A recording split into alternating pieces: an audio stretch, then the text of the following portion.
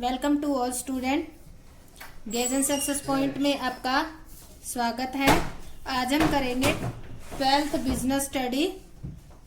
Chapter हमारा 7.5। Chapter का नाम है कम्युनिकेशन इम्पोर्टेंस एंड बैरियर्स। आज हमारे इस चैप्टर का सेकंड लेक्चर है और आज का जो हमारा टॉपिक है वो रहेगा टाइप्स ऑफ कम्युनिकेशन, यानी कि कम्युनिकेशन के प्रकार। तो इसके दो प्रकार है, एक पहला है फॉर्मल कम्युनिकेशन और दूसरा इनफॉर्मल कम्युनिकेशन। फॉर्मल कम्युनिकेशन को हम कहते हैं औपचारिक संदेशवान और इनफॉर्मल कम्युनिकेशन को कहा जाता है अनौपचारिक संदेशवान। तो आज के लेक्चर के अंदर हम केवल फॉर्मल कम्युनिकेशन है उसको ही करेंगे। इनफॉर्मल कम्युनिकेशन को हम नेक्स्ट लेक्चर के अंदर, थर्ड लेक्चर के अंदर करेंगे। तो देखो, फॉर्मल कम्युनिकेशन यानी कि औपचारिक संदेशवहन का अर्थ ये क्या होता है। तो सबसे पहले मीनिंग पढ़ते हैं। मीनिंग ऑफ फॉर्मल कम्युनिकेशन, औपचारिक संदेशवहन का अर्थ क्या है। तो देखो, औपचारिक संदेशवहन का अभिप्राय है सूचनाओं के आधिकारिक परस्पर विनिमय से है, यानी कि कोई आधिकारिक रूप से अगर कोई सूचनाएं इधर उधर ट्रांसफर की जाती है तो उसको फॉर्मल कम्युनिकेशन कहा जाता है। यह संदेशवहन के प्रभाव को नियंत्रित करने के लिए जानबूझकर किया गया प्रयत्न है। जो फॉर्मल कम्युनिकेशन होता है वो किसी संस्था के अंदर अपने आप नहीं होता, वो जानबूझकर किया गया प्रयत्न होता है। यानी कि कोई अधिकारी जो है अपने अधीनस्थ को ऑर्डर देगा और अधीनस्थ जो है अपनी कंप्लेंट होगी, अपने सुझाव होंगे, वो ऊपर तक भेजेगा। तो एक सिस्टम होता है जिससे कि सूचनाएं बिना किसी रुकावट के कम लागत पर ठीक तरीके से ठीक समय पर वांछित स्थान पर पहुंचती है और इससे उपयुक्त श्रृंखला द्वारा संदेशवहन भी कहा जाता है। ये जो श्रृंखला है जिसमें हम फॉर्मल, इसको आप ये कह सकते हो कि ये फॉर्मल ऑर्गेनाइजेशन में ही होती है, ठीक है। तो फॉर्मल ऑर्गेनाइजेशन की तरह ही उसी में अगर ये कम्युनिकेशन होगा तो उसकी एक श्रृंखला बन जाएगी जिसको हम क्या कहेंगे, उपयुक्त श्रृंखला। उपयुक्त श्रृंखला के द्वारा ही संदेशवहन होता है। इसके बाद आते हैं इसके फीचर्स क्या है, यानी कि जो हमारा फॉर्मल कम्युनिकेशन है उसके कैरेक्टरिस्टिक्स क्या है। रिटन एंड ओरल कम्युनिकेशन के लिखित व मौखिक। औपचारिक संदेशवान लिखित व मौखिक दोनों प्रकार का हो सकता है।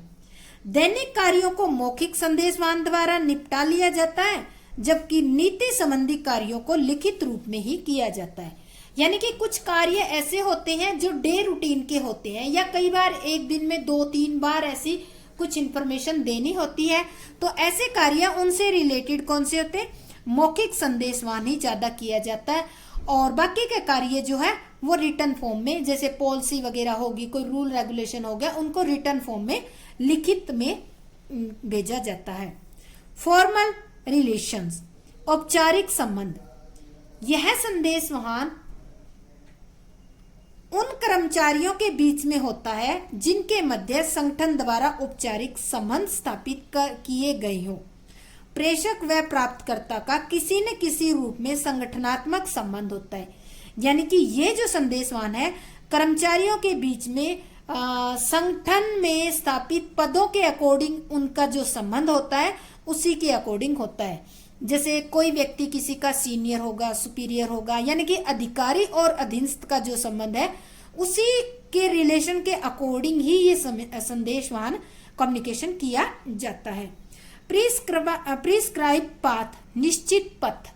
निश्चित पथ क्या होता है, संदेश को एक व्यक्ति से दूसरे व्यक्ति तक एक निर्धारित मार्ग पार करके जाना होता है।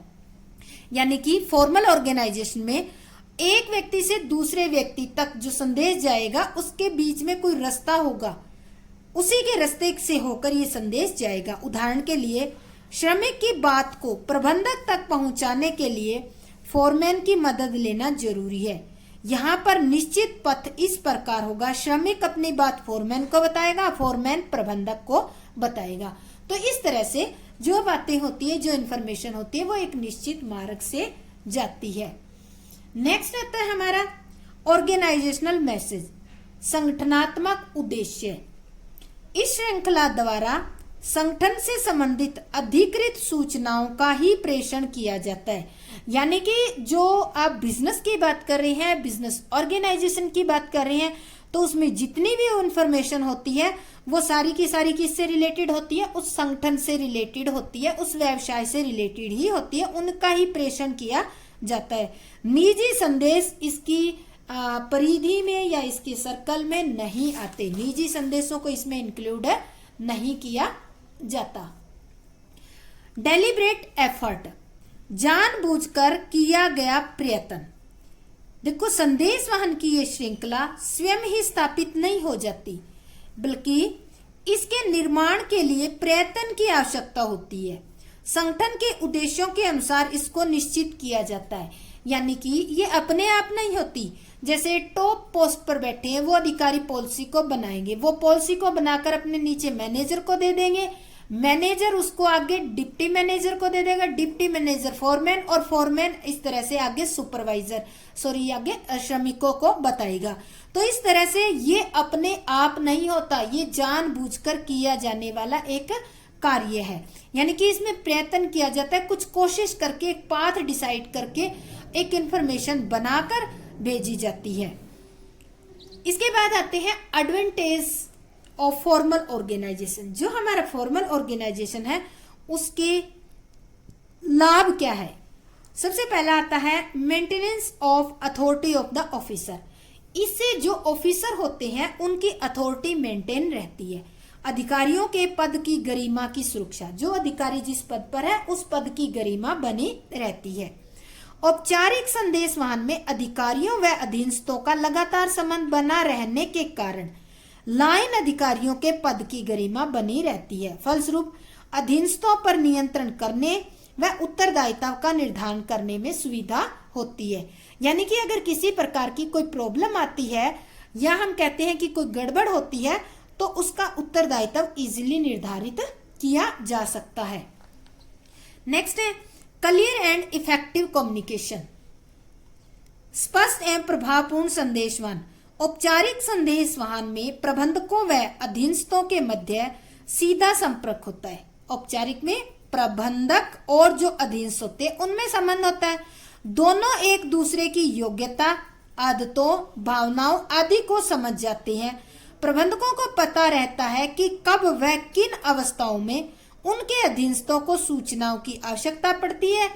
इसी प्रकार यह संदेश वाहन समय पर ही सूचनाएं उपलब्ध करवाने में सक्षम हो जाता है। यानी कि अधिकारी और अधीनस्थ होते हैं, एक दूसरे की सिचुएशन को, काम को समझते हैं। तो इस तरह से अधिकारी को पता होता है कि मेरे अधीनस्थ को कब सूचनाओं की जरूरत होगी, कब उनको मुझे इंफॉर्मेशन देनी होगी, तो वो उसी के अकॉर्डिंग ही इंफॉर्मेशन देते हैं। ऑर्डरली फ्लो ऑफ इंफॉर्मेशन, सूचनाओं का व्यवस्थित प्रवाह। सूचनाएं एक व्यक्ति से दूसरे व्यक्ति तक निश्चित मार्ग से जाती है। एक प्री डिफाइंड पाथ होता है, उसी से सूचनाएं जाती है। सूचनाओं का प्रवाह व्यवस्थित होता है, यानी कि बिखरा हुआ नहीं है कि कोई टेढ़े मेढ़े रास्ते से होकर सूचना पहुंचा दे, नहीं। जो पहले से प्री डिफाइंड है, अभी आपको बताया, सेम उसी तरीके से ये सूचनाएं नीचे तक या नीचे से ऊपर तक पहुंचेगी। Easy knowledge of source of information, easy knowledge of source of information, सूचनाओं के स्रोत की सुगम जानकारी। यानी कि इससे ये पता चल जाता है कि सूचना का स्रोत क्या है, सूचना कहां से आई है। इस संदेशवाहन में यह जानकारी सुगमता से प्राप्त हो जाती है कि प्रत्येक सूचना का स्रोत क्या है, यानी कि सूचना कहां से चली है। तो इस तरह से ये हमारे एडवांटेज थे। इसके बाद देखो, इसकी भी कुछ लिमिटेशन होती है, वो हम करेंगे। Limitation of formal communication, formal communication है उसकी कुछ लिमिटेशन है।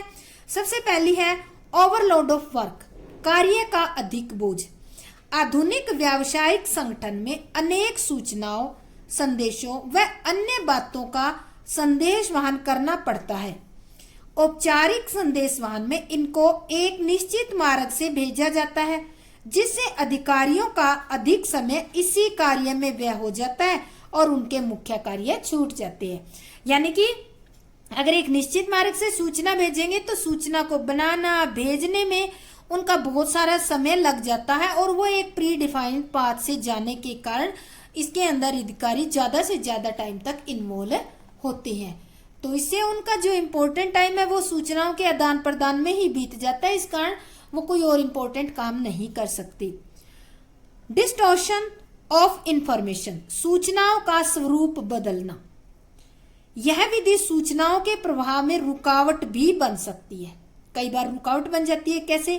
कई बार प्रेषक व प्राप्तकर्ता के मध्य रास्ता इतना लंबा होता है कि सूचना को अनेक लोगों के हाथों से होकर जाना पड़ता है।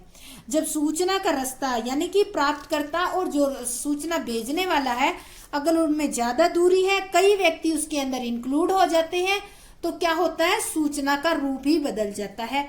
प्राप्तकर्ता तक पहुंचते पहुंचते सूचना का स्वरूप ही बदल जाता है।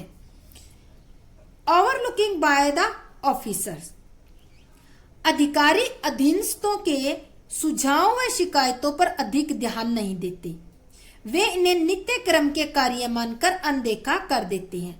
देखो कि ये टू वे कम्युनिकेशन होता है। अधिकारी अपनी बात या अपनी पॉलिसी, रूल, रेगुलेशन, इंफॉर्मेशन कर्मचारियों तक भेजते हैं और कर्मचारी अपने जो भी शिकायत होगी, सुझाव होगी, वो ऑफिसर तक भेजते हैं। पर ऑफिसर क्या करते हैं, वो जो कर्मचारियों की बातें होती हैं उनको नित्य क्रम का कार्य मानकर अनदेखा कर देते हैं और उनके मस्तिष्क में एक बात बैठ जाती है कि ये सब प्रतिदिन के कार्य है। यदि श्रमिक वर्ग की किसी बात को संचालकों तक पहुंचाना है तो अधिकारी अपने सुझाव और जोड़ देते हैं। यानी कि अगर कोई कर्मचारी फोरमैन के द्वारा प्रबंधक तक अपनी बात पहुंचाना चाहता है, तो जो कर्मचारी के द्वारा कही गई बात है, फोरमैन उसके अंदर अपनी एक बात और ऐड करके ऊपर बताता है, जिससे वास्तविकता की जानकारी नहीं मिल सकती। इससे क्या होता है, जो वास्तविक जानकारी है उसका रूप बदल जाता है और वास्तविक जानकारी नहीं मिल सकती। इसके बाद आता है types of formal communication. Formal communication के प्रकार कितने हैं? देखो ये दो प्रकार का होता है। पहले को हम कहते हैं वर्टिकल कम्युनिकेशन, लंबवत संदेशवान। ये होता है एक नीचे की ओर संदेशवान, एक ऊपर की ओर। एक नीचे की ओर मतलब ऐसे नीचे की ओर आता है, ऊपर की ओर ये ऊपर की ओर जाता है, ठीक है। समतल संदेशवान, हॉरिजॉन्टल कम्युनिकेशन। तो इन दोनों को हम डिटेल से करेंगे। अब देखो इसके अंदर ही हमारा एक चार्ट है। देखो यहाँ पे प्रबंधक अपनी पॉलिसी, रूल, रेगुलेशन फोरमैन को बताएगा। फोरमैन किसको बताएगा? कर्मचारी को बताएगा। ये ऊपर से नीचे की आ रहा है तो इसको हम कौन सा संदेशवाहन कहेंगे? नीचे की ओर संदेशवाहन, ठीक है। दूसरा, श्रमिक अपनी शिकायत जो भी सुझाव है वो फोरमैन को बताएंगे। फोरमैन इसको किसको बताएंगे? आगे प्रबंधक को बताएगा। तो इसको कहते हैं ऊपर की ओर संदेशवाहन। ये तो हमारा नीचे या ऊपर की ओर संदेशवाहन हो गया। कई बार जैसे ये सेल्स मैनेजर है और ये भी सेल्स मैनेजर है, ठीक है, या हम ये फाइनेंस मैनेजर कह सकते हैं या कोई प्रोडक्शन मैनेजर कह सकते हैं। तो ये जब प्रबंधक आपस में एक दूसरे की प्रॉब्लम को डिस्कस करते हैं, आपस में फोरमैन श्रमिक अपनी प्रॉब्लम को डिस्कस करते हैं, तो उसको कहते हैं समतल संदेश वाहन। तो इस तरह से वर्टिकल हो गया, ये वर्टिकल दो टाइप का हो गया, नीचे की ओर संदेशवान और ऊपर की ओर संदेशवान, और समतल संदेशवान एक ही होता है। तो इनको हम डिटेल में करते हैं। सबसे पहले आता है हमारा वर्टिकल कम्युनिकेशन, जिसको हम लंबतल संदेशवाहन कहते हैं। नीचे की ओर संदेशवाहन, इसको अधोमुखी, ये नाम याद रख लेना भाई, ये कई बार आ जाता है। नीचे की ओर संदेशवान, अधोमुखी, नीचे जाने की ओर, ठीक है। ऐसा संदेशवाहन जो उच्च अधिकारियों द्वारा अपने अधीनस्थों को किया जाता है, नीचे की ओर संदेशवाहन कहलाता है। इस संदेशवाहन में आदेश, नियम, सूचनाएं, नीतियां, निर्देश आदि को शामिल किया जाता है। और नीचे की ओर संदेशवाहन का मुख्य लाभ यह है कि इससे अधीनस्थों को समय पर उपयोगी सूचनाएं प्राप्त होती है, जिससे उनके कार्यों में सुविधा रहती है। तो ये था हमारा नीचे की ओर संदेशवाहन। अब आता है ऊपर की ओर संदेशवाहन। क्या है? ऊपर की ओर संदेशवाहन को हम कहते हैं उधरमुखी संदेशवाहन, ठीक है। यह संदेशवाहन नीचे की ओर संदेशवाहन के बिल्कुल विपरीत है। इसका प्रभाव अधीनस्थों से उच्च अधिकारियों की ओर होता है। इस संदेशवाहन की विषय सामग्री, सुझाव, प्रतिक्रिया, प्रतिवेदन, रिपोर्ट, शिकायतें आदि होते हैं और इस संदेशवान से उच्च अधिकारियों को निर्णय लेने में सुविधा होती है। देखो, जो ऊपर से नीचे की ओर आता है संदेशवान, उसमें कर्मचारियों को कार्य करने में सुविधा होती है और जो नीचे से ऊपर की ओर जाता है संदेशवान, उसमें अधिकारियों को निर्णय लेने में सुविधा होती है। इसके बाद आता है समतल संदेशवान। समतल संदेशवान उस समय होता है जब एक ही स्तर के दो व्यक्ति सूचनाओं का विनिमय करते हैं। समतल संदेशवान का प्रयोग एक ही स्तर के अधिकारी समान प्रकृति की समस्याओं को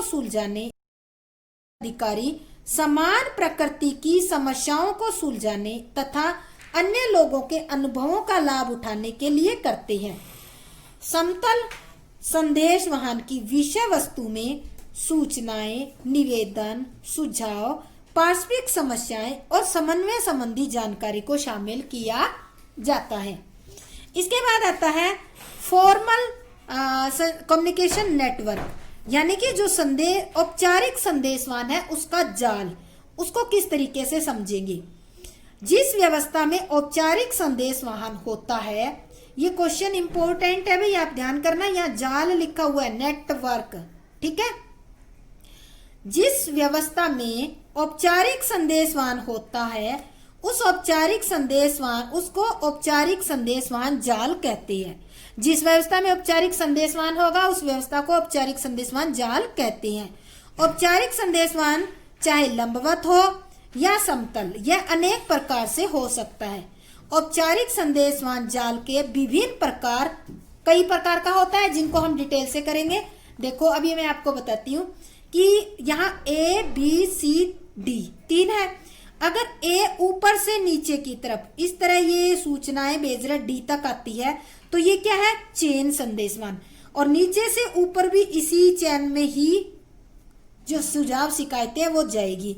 इसको कौन सा कहते हैं, चेन संदेशवाहन, ठीक है। दूसरा आता है व्हील्स। मान लेते हो D जो है वो E को कोई इंफॉर्मेशन देना चाहता है, E C को देना चाहता है। अगर D E को देना चाहता है, D पहले E को बताएगा, E से फिर इधर आएगा। यानी कि ये जो चारों पिलर है वो बेस पॉइंट जो A है इससे जुड़े हुए हैं। सबकी इंफॉर्मेशन पहले A के पास आएगी और फिर इनके पास डिस्प्ले होगी, तो इसे कहते हैं व्हील कम्युनिकेशन। इसके बाद आता है सर्कुलर। अगर A जो है C को कोई इंफॉर्मेशन देता है तो C पहले B को देगा, B C को देगा, ठीक है। अगर D को देना चाहता है तो D जो है A जो है पहले E को देगा और फिर D तक आएगी। इस तरह से एक सर्कल सा बन जाता है, तो उसको कहते हैं सर्कुलर कम्युनिकेशन। इसके बाद आता है फ्री फ्लो। यहाँ पे A B C D E C है, ठीक है, A B C D C, इनमें कोई भी किसी से भी कम्युनिकेशन कर सकता है, तो इसको कहते हैं फ्री फ्लो कम्युनिकेशन। एक होता है इन्वर्टेड वी। इन्वर्टेड वी का मतलब इसकी शेप देखो, ऐसे इस तरह से बनी हुई है, तो इसको कहते हैं इन्वर्टेड, उल्टा वी, ठीक है। जैसे A जो है, अगर B को कोई इंफॉर्मेशन चाहिए तो A पहले या तो C के पास भेजेगा, C B को देगा, या फिर A B D को देगा और D फिर B को देगा। इस कारण इसको कहते हैं इन्वर्टेड वी कम्युनिकेशन। तो इस तरह इनको हम डिटेल में करेंगे। अभी देखो चार्ट में हमने कर लिया, इसकी थ्योरी कर लेते हैं। चेन कम्युनिकेशन, श्रृंखला संदेशवान। श्रृंखला संदेशवान का अर्थ वरिष्ठ तथा अधीनस्थ के मध्य होने वाले संदेशवान से है। एक संगठन में सभी लोग ऊपर से नीचे एक अधिकारी श्रृंखला में बंधे होते हैं। जैसे अभी आपको ऊपर बताया ना, चेन नीचे से ऊपर जाती है या ऊपर से नीचे जाती है, तो ये वाली है, ठीक है। व्हील कम्युनिकेशन कौन सा है, व्हील कम्युनिकेशन का एक बार चित्र दिखा देती हूँ। ये आपका व्हील कम्युनिकेशन है, ये वाला व्हील कम्युनिकेशन, इसके बारे में हम डिटेल से पढ़ेंगे।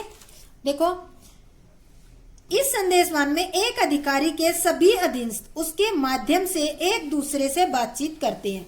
अधिकारी एक पहिए के केंद्र के रूप में कार्य करता है। और चित्र संख्या 2 में A अधिकारी है, B, C, D व E अधीनस्थ है। चारों अधीनस्थ A के माध्यम से संदेश वहन करते हैं। इसके बाद आता है घूमता हुआ संदेशवान, सर्कुलर संदेशवान। सर्कुलर संदेशवान आपने देखा है, ये वाला एक सर्कल में घूमता हुआ संदेशवान, ठीक है, इसको करेंगे। तो देखो सर्कुलर संदेशवान कौन सा होता है? यह संदेशवान समूह के विभिन्न सदस्यों के मध्य होता है। समूह का प्रत्येक सदस्य अपने निकटतम 2 सहयोगियों से संदेशवान करता है। इसमें संदेशवान की गति बहुत धीमी होती है। इसके बाद फ्री फ्लो में तो क्या होगा, कोई किसी से कर लेगा संदेशवान। यह संदेशवान भी एक समूह के विभिन्न सदस्यों के मध्य होता है। इसकी विशेषता ये होती है कि समूह का प्रत्येक सदस्य से सभी से सीधी बात कर सकता है, कोई बीच में व्यक्ति लेने की जरूरत नहीं होती। इन्वर्टेड वी का बताया था, अधोमुखी इन्वर्टेड वी कम्युनिकेशन, जैसे आपको इस तरह से बताया था ना, ये है, ठीक है, और यहाँ पे एक व्यक्ति है तो इस तरह से जुड़ा होता है।